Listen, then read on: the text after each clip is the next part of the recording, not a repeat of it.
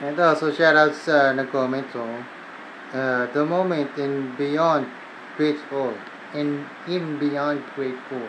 So, shoutout sa iyo, haba ng pangalan. Ano? Nag-comment siya dun sa kung saan nagkabit tayo ng genuine Honda radiator fan. Big fan. So, nag-comment siya o nagtanong siya dun, any update for pros and cons?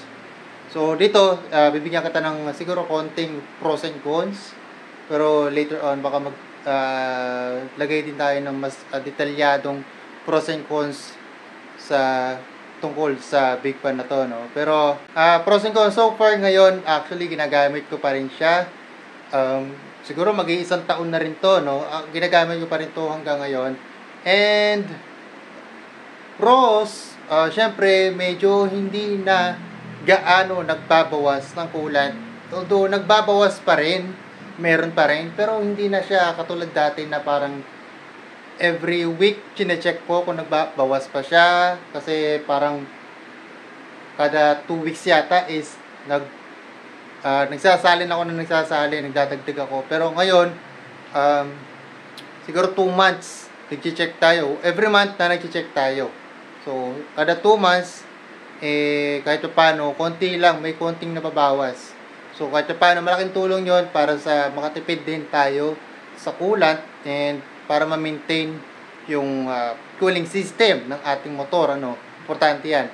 And sa makina naman, walang problema kasi dahil nga mas malakas yung hangin, so mas maganda cooling system, yun. Ito, siguro masasuggest ko to sa mga sa mga naka CVT, lalo yung mga matataas ng RPM.